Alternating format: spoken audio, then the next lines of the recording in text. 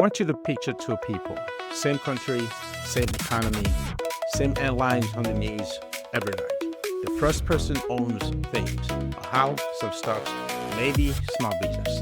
The second person earns a paycheck. They rents their apartment and keep most of what they save sitting in their bank account in cash. Now, the economy, it's a rough patch. And the government, central banks, do what they always do in a rough patch. They flood the system with money to keep everything from seizing up. And on paper, the country gets richer, stocks go up, home prices go up, business valuations go up, and the official numbers all look great. But here's the strange part. One of those two people feels that wealth, watches their net worth climb. The other feels the exact opposite. Like life just quietly got more expensive. Same economy, two completely different experiences. The gap is the whole story today because the way new money enters the system, it doesn't hit everyone at the same time, and it doesn't help everyone equally. And once you understand how, you cannot say it. One thing up front though, because it matters, this isn't a video about blaming poor people for being poor, or wealthy people for owning things. Nobody here is the villain. It's about a system. One way new money, low interest rates, easy liquidity tends to reward owning faster than they reward working. That's the machine we're going to take apart. So let's go. First, let's kill a myth, because the phrase itself caused half of the confusion. You see, when people say money printing, they picture a literal machine spitting out fresh $100 bills. Maybe the image mostly wrong. In modern finance, it almost never means physical paper.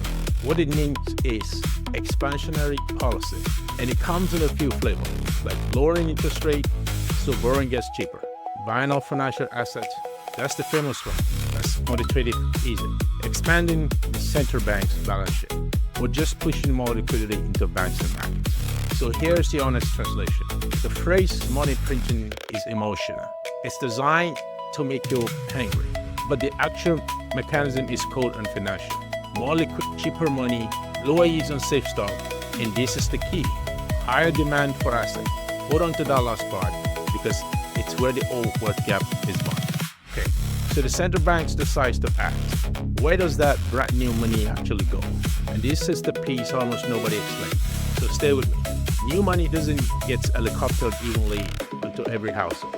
It enters through a specific set of pipes, the financial plumbing, and it reaches the people closest to those pipes first. It usually starts in a crisis. Credit freezes, banks stop lending, the whole engine stalls. So to thaw it out, the central banks buys billions in a long-term asset. Government-backed bonds, mortgage-backed securities, directly from big institutions, and hands them freshly created cash in return. Now, those investors are sitting on mountains of cash, earning almost nothing. And you cannot just let that happen. Their job really is to generate returns. The economics call what happens next portfolio rebalancing. So in plain English, they just go hunting for yield. They shove that cash into things actually grow. Stocks, real estate, business equity. And when a tidal wave of new money chases the same pool of asset, what happens to the price? It goes up. More money, same stuff, higher prices. So look at who got rich in that sequence. The people who already own those assets. Watch their holdings get beat up by a flood of money they didn't lift a finger to attract. The new money reached the top of the pipe first. By the time it trickles down to wages and everyday prices, the owner are already way higher. Now, that's not a glitch. That's the design of the system. This is where I have to challenge something you've probably been taught your whole life. You see, we're told the wealthy are wealthy because they earn more. Sometimes they are, for sure. But that's not the main engine. The deeper truth is that the rich are rich largely because they own more of the specific things that rise when liquidity floods the system. Things like stock, business equity, real estate, retirement account. These things that absorb the new money first. Let me pull a real number on it. Adjusted for inflation, total family wealth in the United States grew from about $52 trillion in 1989 to nearly $199 trillion in 2022. The pie almost quadrupled in a single generation. But who's holding the slice? The top 10% of households holds around 60% of all of that wealth. The bottom half of the country holds roughly 6%. So to that, half of the country, 6%. And the reason traces back to the plumbing. You see, wealthy household owns the asset that soak up the liquidity. The working class mostly holds cash, and cash, as we're about to see, is the thing that absorbs the damage. So here's the line I'll write on the wall. When asset prices rise, the benefit isn't handed out based on how hard you work. It's handed out based on what you earn. That's an uncomfortable thing to hear if you've been grinding on the job your whole life. And it's exactly why so many people feel like they're running fast and going nowhere. Because here's the other side of the same coin. While asset prices are soaring, the average returner is living a totally different reality. Wages are what economics call sticky. You see, your paycheck is fixed in nominal time, and it adjusts slowly, monthly, sometimes a year or more, to catch up to new prices. But the flood of new money eventually works its way into the cost of everyday life. We're talking groceries, rent, insurance, gas. The Bank of International Settlement has a sharp name for that effect. They call it an inflation tax, and it's brutally regressive. It's the people with the least, the hardest. Why?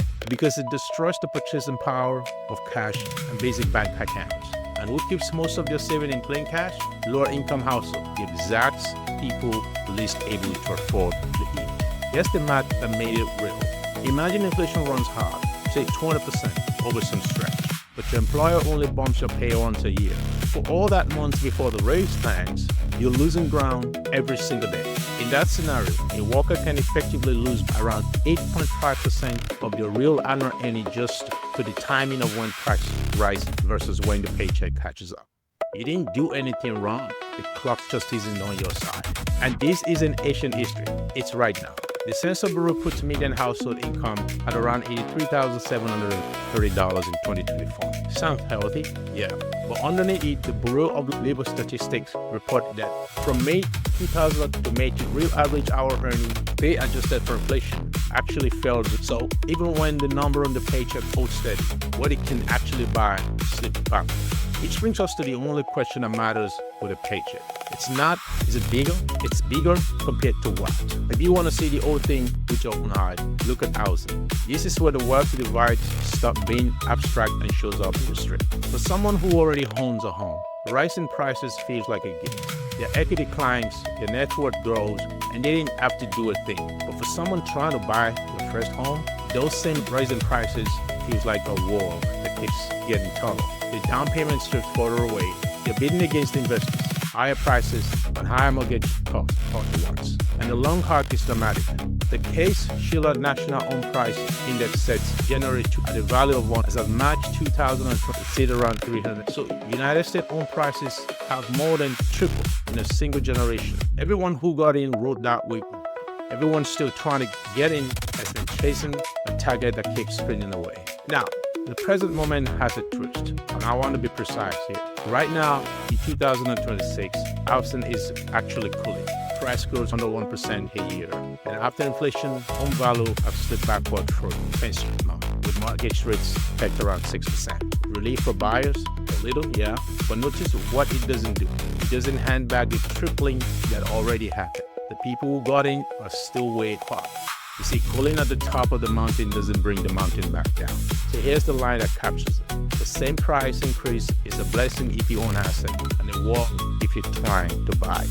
Housing is the visible one, but the quiet, compounding one is stock and business hardship. Here's the magic that owners get and everyone doesn't. When inflation hits, companies can raise their prices, which protects their earnings. Investors who own those companies ride that earnings growth. Business owners hold assets that throw of cash, and owning stock keeps an order out of the direct link to corporate America. The S&P 500, for instance, alone covers 500 leading companies and roughly 75% of the United States stock market. So what's the split? If you own assets, inflation is something you can partly defend against. Your stock is rising right alongside the prices. If your only engine is wages, inflation is purely a threat, with nothing on the other side to offset it. Same storm, when one person's got an umbrella and the other standing, he needs something wet. Now, I promise you at the start that nobody here is a cartoon villain, and I meant it. So let's be fair to the central bank, because this is where a lot of online community gets lazy. You see, when the system genuinely cracks, credit freezes, businesses flee, unemployment spikes, doing nothing isn't some noble, neutral choice. And here's the cruel irony here. Those outcomes cost the poorest people the hardest every single time. So So when central banks step in with asset purchases and lower rates, they are often preventing a disaster that would have fallen heaviest on the very people we're talking about. So the problem isn't that every rescue is an evil scheme. Most genuinely unnecessary. The problem is up and harder to fix. The rescue travels through asset market first, lifting the owners before it reaches the family living paycheck to paycheck. The medicine works. It just reaches the wealthy patient first. It's not a conspiracy. It's a side effect. The side effects are harder to be angry at, but they're just real. Now, feeling all the pressure, a lot of people have gone looking for an escape hatch. And lately, that escape hatch has been the paycheck seductive, current as a protection against currency losing value, a way to outrun inflation. So let me be straight with you as someone who actually owns Bitcoin asset myself. You can have a place as a small speculative bet, but it's volatile, it's speculative, and it should be a tiny satellite position, not the foundation you build your financial life on. Real wealth building starts with the unsexy fundamentals, which are savings, debt under control, defined long-term investing, retirement accounts, growing your income. Speculation could ride on top of all of that, but speculation is not a plan. Anyone selling you a coin is your way out of selling you a lottery ticket for a stop-loss strategy. Okay, we've taken the machine apart. The natural reaction is to feel a little powerless, like the deck is just stagnant and that's that. But that's not where I want to leave you, because the answer here isn't panic. The answer is position. You can't control the economy, but you can absolutely change where you stand inside of. So here's the mindset shift, and it's really just a handful of moves.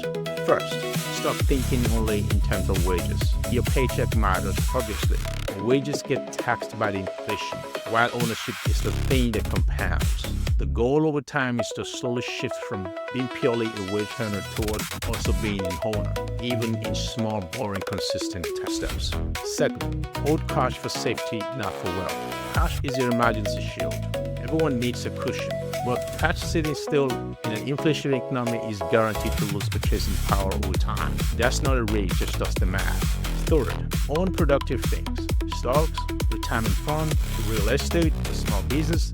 These are the vehicles that let you ride asset growth instead of getting run over by it. And the fuel for buying them is income. So building skills that grow what you earn is part of the same way. Fourth, watch out for lifestyle inflation. You see, if every single raise instantly becomes a new car payment or a bigger apartment, you never escape the wage trap at all. You just run faster on the same track. The goal here isn't to get rich overnight. Forget overnight. The real goal is simpler and more achievable. To stop standing on the losing side of inflation. To stop being the person the system quietly taxes and start being the person it quietly rewards. So let me bring this all the way back around. Money printing did not make everyone richer. What it really did was make the financial system more liquid, push investors towards assets, and reward the people who are the scarce valuable things. And for everyone else, the building disappeared. It just arrived later. And in disguise, higher prices at the store, higher home values they couldn't reach, or harder, steeper path to ownership. And that right there is why financial education actually matters. Not because any of us can sit down and run the economy. We can, but because every one of us can learn how the economy reward capital, ownership, patience, and discipline, and then quietly move ourselves towards the side that gets rewarded. So in a world where money itself keeps changing value beneath your feet, the most important question isn't the one we've always been trained to ask. It's not just how much do you earn. The real question, the one worth thinking about long after this video ends, is what do you do? Thanks for watching. I'll see you on the next one.